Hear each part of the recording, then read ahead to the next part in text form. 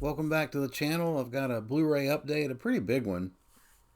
A lot of pickups from the last month or two. Most of them I've watched, including special features. A few I haven't, but we'll run through it and hope you enjoy it. First up is a double feature from Scream Factory, and that is Terror Within 1 and 2. And I just watched this.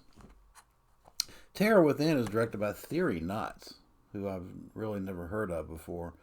It stars George Kennedy, and it's an Alien ripoff, and really a damn good one, to be honest with you. I thought it was great. It's a monster in a rubber suit. I mean, I'm just a sucker for that, and it actually lifts dialogue and scenes from Alien, right out of Alien. It's basically Alien on Earth. It's kind of a post-apocalyptic. Biological weapons have destroyed most of humanity, and there's some mutations basically, and but it's a lot of fun. I enjoyed the hell out of it. Um, Terror Within 2 is kind of a follow up. I think it was done in a couple years after. Terror Within was in '89. Terror Within 2, I think, was '91, if I'm not mistaken. 1991, Andrew Stevens directed it. He also starred in it. He probably should have just focused on the acting component, because this is pretty weak effort on their part.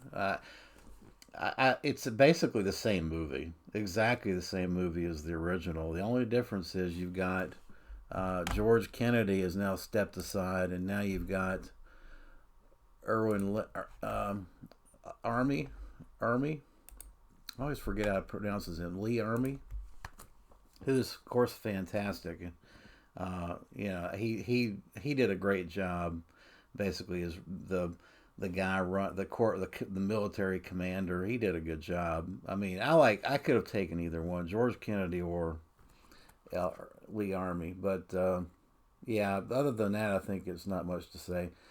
Again, it's a guy in a monster suit running around killing people. I give this one a 6 out of 10. Terror Within, 7 out of 10. There's no special features on this one, unfortunately. It's just the films themselves, but it was a limited release. All right, next up is another one from Scream Factor. This was another limited release. Twice Dead, directed by Burt Dragon, I think. Um, he did Summer Camp Nightmare as well. This is basically some really unconvincing thugs occupy this abandoned house that this family is inheriting, and now they have to deal with moving into this house that's supposedly haunted and dealing with these thugs. And it's a decent watch. I mean, I wasn't really too enamored with it. It's geared much more towards horror comedy. 1988. It's really more of a horror comedy, but it had some decent moments, and there is one great electrocution kill that I don't want to spoil it, but it was fantastic. There's an audio commentary with the director on here, and then an interview with Jill Whitlow, I think. Their trailer also. Not a bad release. Not a bad release. Both these Scream Factory releases that came out have great audio and picture quality. All right. Next up, I have a film I picked up because my buddy Reject Films watched it and seemed to have some good thoughts about it, and that is Wrong Turn 2021. Wow, this is an interesting film, directed by Mike Nelson. It really is kind of a wrong turn in name only. It is set in the Appalachians. It does have kills in it, but it's really a tale of two movies. The first half, you've got these millennials, a group of millennials. They're traveling in the Appalachians, and the bottom line is they're annoying as fuck, and you just want to like, you just want to see them die, and move on. And like I've said this before, that's a lot of problems with the current horror films of today is that we've decided to turn these films into opportunities to push and promote political dialogue and framework, and it's just and this really shoves it down your throat. You've got the standard interracial couple. You've got the gay couple. You're checking off all these boxes that, and we get it. We get it. It wants to be politically correct, but if you get past the first 40 minutes, which is just fucking annoying, the last 40 minutes is really good. And that's when the group runs into the foundation, which is this hidden community of mountain dwellers. That's when the film kicks off into high gear. Again, it's not great, and the first 40 minutes pretty much ruined it. I give it a 6 out of 10. I could definitely recommend checking it out. This has an audio commentary with the director on it. I haven't checked that out. And it also has some extended scenes and deleted scenes, which I've not looked at as well. Wrong Turn, 2021. All right. Next up is a Video Nasty. I picked this up because I'm doing a Video Nasty series with Reject Films. And this is the aftermath of Steve, directed by and starred in by Steve Barkett. It's a post-apocalyptic cheese fest. Steve plays this astronaut that comes back after a lengthy mission and basically finds the world inhabited by zombies. And Sid Haig running around, not as a zombie, but as a thug. Great stuff. Fantastic. Highly recommend it. 7 out of 10. You got some liner notes here. This is a pretty nice release. I enjoyed this one a lot. I think this release is from, let me see here. I think this release, VCI, I think. This is a VCI release. But this has an audio commentary track and about a 15 minutes behind the scenes making of type stuff. It's a good release. Definitely recommend it. Picture quality's good. Audio's good. All right. Next up is a Mondo Macabro, and we have Queens of Evil. Really nice release here. This is directed by Tonino Cervi. 1970, and it stars Ray Lovelock as a hippie. And it's really the hippie Ray Lovelock. He runs into 3 women who are very strange and end up turning his world upside down. It's just one of those films that you really need to see it. With me, if I tell you anything else, I would spoil it. It's a strange, trippy film, as you can imagine. It's 1970, but it has an interesting ending, and I thought it was well done. Very, very, to use the phrase, Jess Franco-ish in terms of its the photography and the scenery, and just the overall tenor of the film is very Franco-ish, I think. I liked it. I liked it a lot. This has an audio commentary by Kat Ellinger. Or is that... I think it is Kat Ellinger. And then there's a booklet. Pretty nice booklet here and some lobby cards. Nice release. I have 873 out of 1200. It's a limited release. As is most of these Mondo Macabros. They don't last very long, guys. If you want them, you gotta jump on it. Not too big a fan of the slipcover on this one. It's kind of hard to get on there. Okay, next up.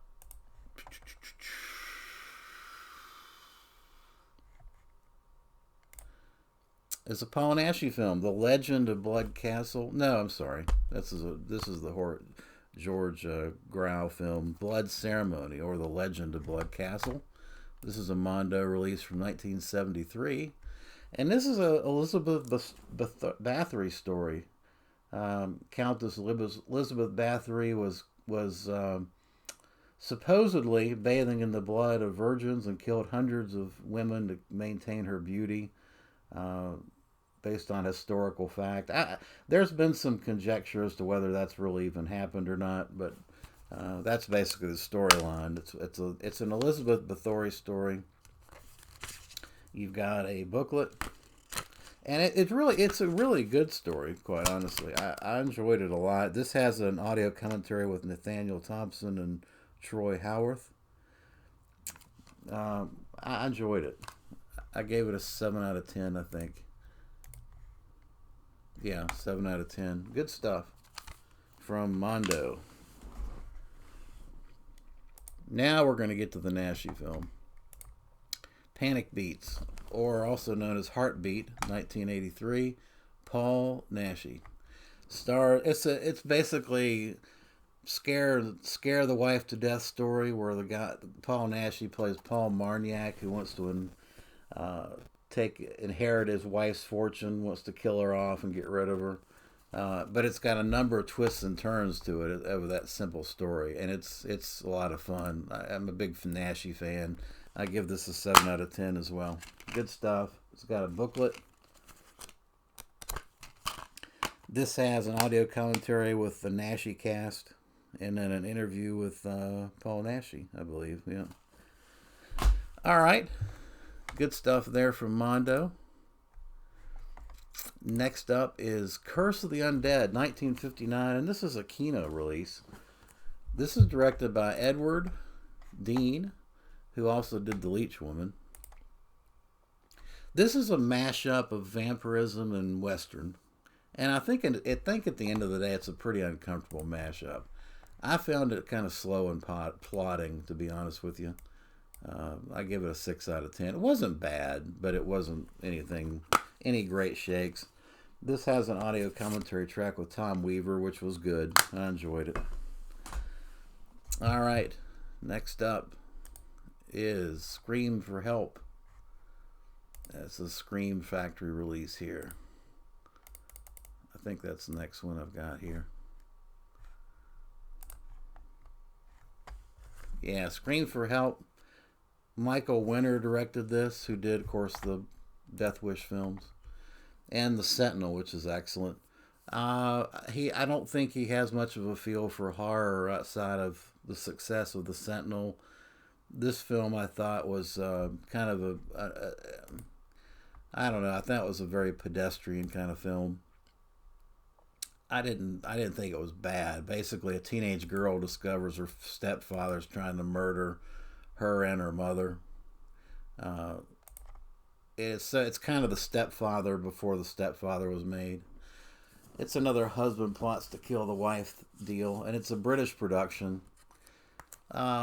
It's a made for TV. It just has a made for TV feel to it. I thought it was all right. It was decent. 6 out of 10. There's an audio commentary track from The Hysteria Lives on it, and then an interview with Tom Holland. And Tom Holland, if I recall, said he thought that Michael Winner kind of screwed this up. It was a good script. It could have been a great slasher film, but he just doesn't have a feel for the material, or he didn't. And that's interesting because, I mean, The Sentinel's really a very good gothic horror film.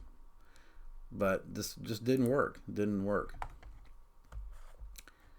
Next up is a Louis Jourdan double feature from Kino. That's Fear No Evil and Ritual of Evil. Two 1969, 1970 films. They're both they're TV films, so that's you got to kind of first put that in perspective. Louis Jourdan plays a supposed Satanist in the first one.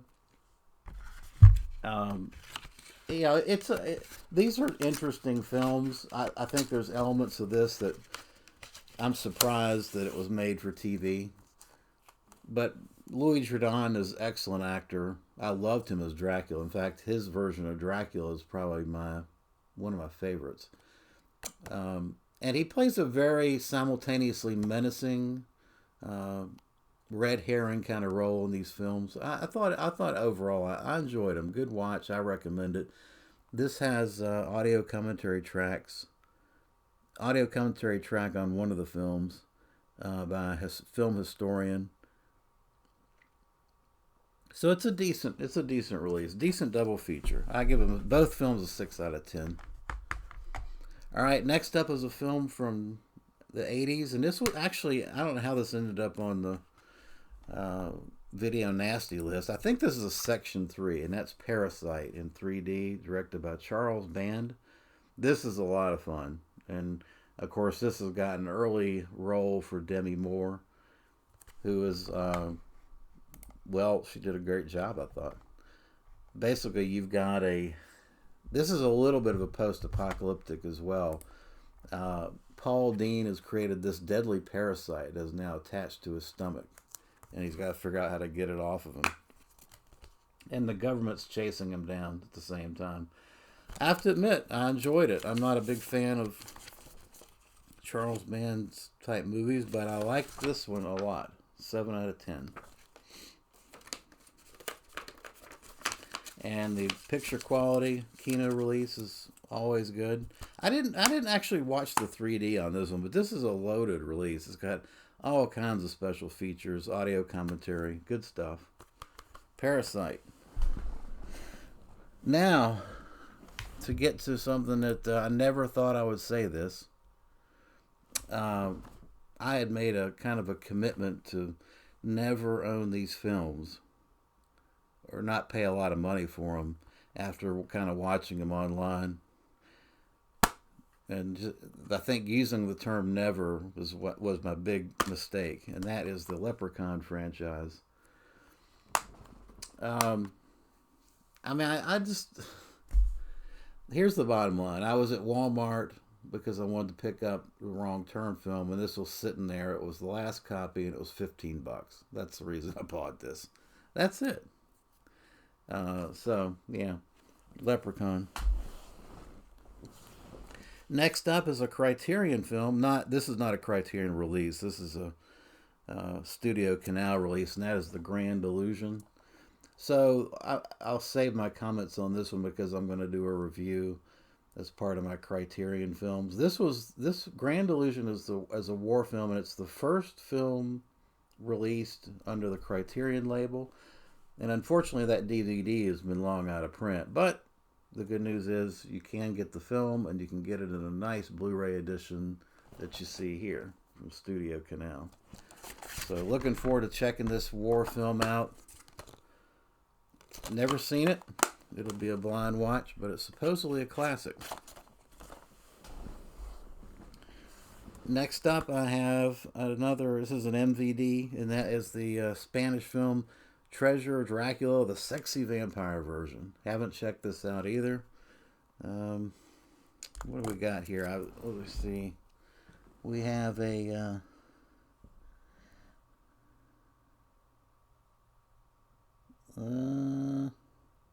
got some special features here.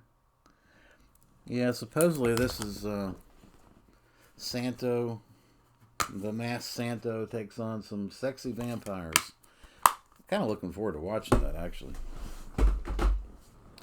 Next up is one of the limited Synapse releases. This is the Massacre at Central High, bought Steelbook edition. Went ahead and finally bit the bullet and picked this up. Haven't watched it yet, but I hear good things. Looking forward to that.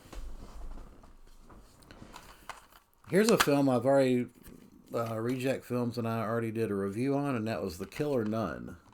And this is the Arrow release, which I'm glad we're kind of going through the Video Nasties, because I didn't realize that Arrow had put out such a nice edition of Killer Nun, so I just had to pick it up. It was at a good price.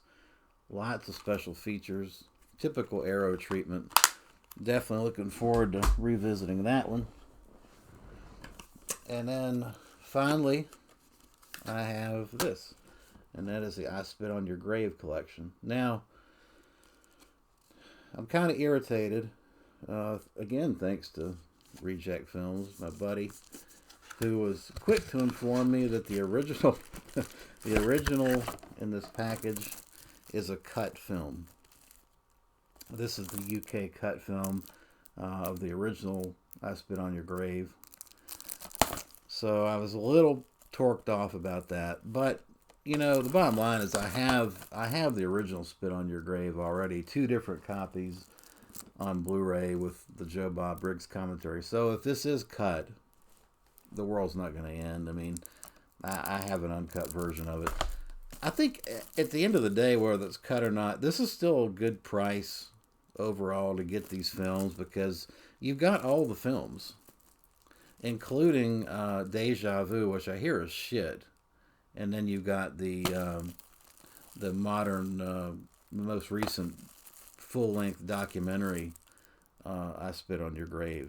So I haven't seen that yet, and I haven't seen Deja Vu. I've seen the others, Spit on Your Grave 1 and 2 and 3. I've seen those. So yeah, looking forward to digging into this box set. Quite honestly, I'm kind of thinking I'm going to save this for October Horror Challenge, which is a ways off, but not really.